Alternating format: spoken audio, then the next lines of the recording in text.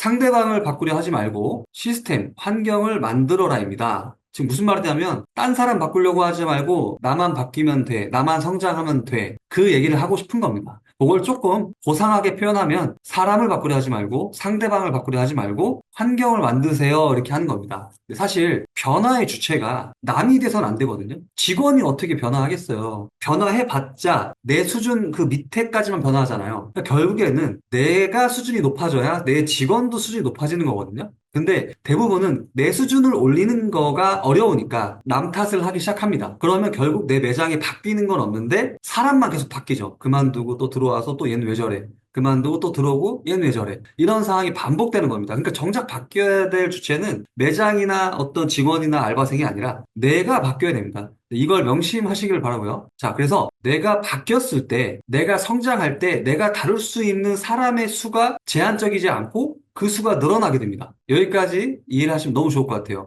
자율주행 점포가 뭐냐면 제 유튜브나 재능기부 특강에서 들었던 분들도 있으시겠지만 자유와 자율은 상당히 다른 측면이 있습니다. 비슷한 것 같지만 다릅니다. 자유는 무엇에 얽매이지 않고 내 마음대로 하는 겁니다. 그게 자유예요. 자율은 어떠한 테두리나 어떠한 원칙이 정해져 있고 그 안에서 내가 자율적으로 행동하는 겁니다. 그래서 여러분들이 좀 더 쉽게 이해하기 위해서는 자유주행차와 자율주행차가 있어요. 근데 우리가 보통 알고 있는 자동차들은 다 자율주행차입니다. 그래서 우리가 목적지까지 내비게이션에 입력을 해놓고 자율주행차를 운전하게 되면 앞차와의 간격도 유지해주고 몇 킬로미터 속도로 달리기도 해주고 주차도 내가 설정한 바에 따라서 알아서 주차도 해주죠. 그래서 목적지까지 안전하게 갈 수 있습니다. 근데 자율주행차는 자동차가 자율주행차면 자기 마음대로 가는 거거든요. 자기 마음대로 가면 저희가 신호등이 빨간불인데 막 직진하고 신호를 무시하고 나갈 수도 있고 절벽에 떨어질 수도 있고 어떤 큰 사고가 날 수도 있겠죠. 근데 우리 매장으로 돌아오면 우리 매장이 직원들이 자기 마음대로 해. 너는 내가 믿어. 너랑 나랑 그동안 3년간 알고 지냈잖아. 이젠 난 너걸 믿어. 하고 자유롭게 만들어요. 그럼 어떻게 되죠? 근심과 걱정이 쌓이기 시작하고 사건 사고가 발생하고 매장이 점차 뭔가 망가지거나 아니면 내가 원했던 방향은 이게 아닌데 얘가 왜 이러지라는 그런 얘기를 할 수밖에 없겠죠. 근데 우리 매장이 자율주행 점퍼가 된다면 내가 정해준 어떤 신호등이 있어요. 이건 우리 매장에서는 빨간불이야. 이거는 절대 해선 안 돼. 하지만 이거는 파란불이니까 이건 너희들이 마음대로 해도 돼. 뭐 그런 것들이 우리가 규칙을 정할 수 있겠죠. 네, 그런 것들이 자율주행 점퍼입니다. 그리고 규칙이라는 것 외에는 너희들이 다 자율스럽게 행동해도 돼. 얼마든지. 고객이 만족할 수 있는 것에 대해서는 얼마든지 자율스럽게 아이디어나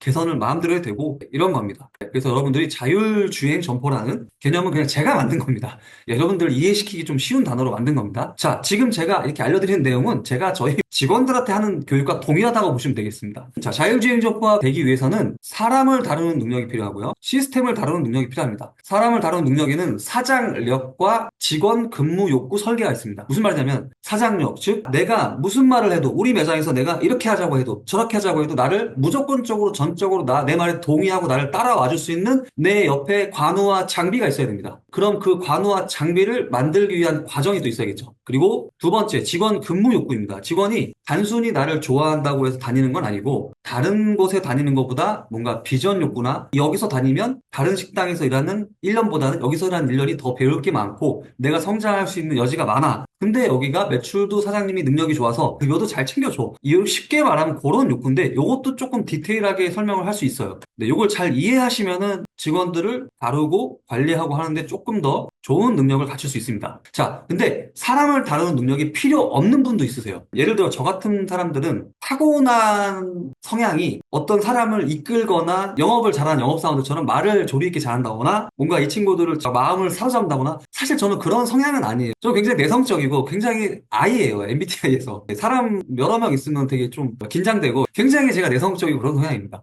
저는 그런 능력을 타고나지 못했어요. 막 특출난 말빨과 언변과 사람을 사로잡는 막 그런 저는 그런 역량이 없어서 저는 이거를 우직하게 그냥 제 나름의 방법을 찾은 거거든요. 근데 만약 여러분들 중에서 어떤 말빨이 좋으시거나 아니면 언변이 좋으시거나 그냥 타고나게 그냥 사람을 잘 마음을 사로잡거나 사람을 잘 이렇게 끌어당길 수 있는 사람들은 사실 요 능력을 생략하셔도 됩니다. 근데 저는 그게 안 되더라고요. 그러니까 여러분들 제가 이걸 왜 말씀드리냐면 우리가 어떤 유튜브나 어떤 분들의 강의를 듣거나 어떤 사업을 하시는 분들이 본인의 직원 관리를 말씀하실 때 저는 뭐 이렇게 이렇게 하면 되던데요 라고 하실 때 그러니까 그분이 요 능력을 타고났는지 어떤 후천적 경험과 연륜과 어떤 다양한 시행착오 속에 발달이 빨리 됐는지 타고나신 분들도 분명히 전 있을 거라 생각합니다. 그래도 뭐 제가 하는 말을 좀 듣고 더 응용하시면 되겠죠. 네, 아무튼 타고나지 않으신 분들이 대다수라고 생각하고 저와 같다고 생각하고 얘기를 하겠습니다. 그 다음 두 번째, 이런 역량을 잘 갖추신 다음에 이제 시스템을 다루는 능력까지 동시에 섭렵을 하셔야 됩니다. 우리 매장에 기준이 있어야 돼요. 이 매뉴얼. 이렇게 하는 게 일을 잘하는 거야. 이렇게 하면 일을 못하는 거야. 라는 기준이 있어야 됩니다. 이 기준이 없을 때 벌어진 일들은 뒤늦게 들어온 사원이 갑자기 두 달 일했는데 우리 점점보다 일을 잘하는 것 같아.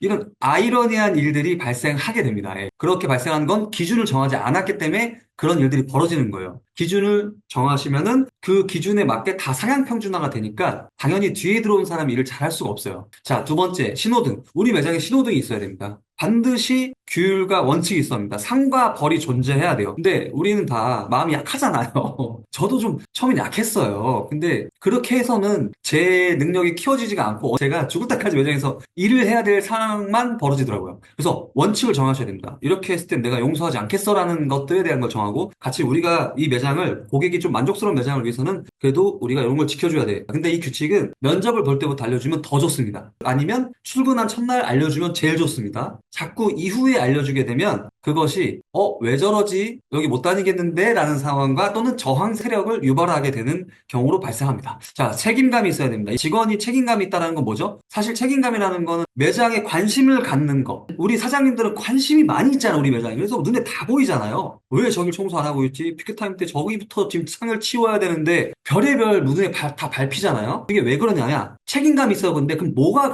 그 책임감이냐? 관심 있는다는 걸 책임감 있다라고 얘기하는 겁니다. 그러면 우리는 결국에는 매장에 너가 점장이니까 더 관심을 가져야지, 너가 부점장이니까 너가 매니저니까 관심을 더 가져야 되지 라고 해서 관심을 갖게 하기 위한 용도로 직급 체계를 만드는 거예요. 그냥 단순히 1년 다녔으니까 너 내가 진급시켜줄게, 돈 더 줄게 이렇게 돼서는 절대 되지 않는다는 거예요. 자, 직급 체계가 있어야 됩니다. 직급 체계가 있어야 매니저가 있고 부점장이 있고 부매니저가 있어요. 동시에 같이 일하면 부점장은 당연히 본인이 매니저보다 자기가 일을 더 잘해야 된다는 압박을 받습니다. 자기가 부점장인데 매니저보다 일을 내가 좀 더 못하고 남들을 이끌지 못하면 거기에 대해서 되게 압박이 많이 오겠죠. 그래서 직급 체계는 되게 선순환적인 구조를 많이 가져갈 수 있기 때문에 반드시 직급 체계를 가져가야 되고요. 매장에서 벌어지는 일들에 대해서 공유를 하셔야 됩니다. 예를 들어서 블로그 체험단을 불렀어요. 그러면은 저 같은 경우는 카카오톡방 같은 거라고 생각하시면 돼요. 저희 매장에 블로그 체험단 가이드는 시식권 이렇게 드리시고요. 요 메뉴를 먹을 수 있게 해주세요. 라고 제가 남겨준 겁니다. 카카오톡방에. 그러면은 우리 직원분들이 이렇게 확인을 해서 답변을 해줍니다. 확인하였습니다. 4시 8분에 마감해서 마감한 구역들에 대해서 마감이 잘 이루어졌다고 사진을 보낸 거고요. 매출액을 찍어서 또 보내준 거고요. 그러니까 지금 2분 전에 손익계산서랑 이런 게 올라왔습니다. 자, 이렇게 공유를 해주셔야 되고요. 이런 거 말고도 뭔가 매장에서 벌어지는 일들, 지켜야 될 것들 또는 뭐 주의해야 될 것들 계속 공유해 주시면 좋습니다.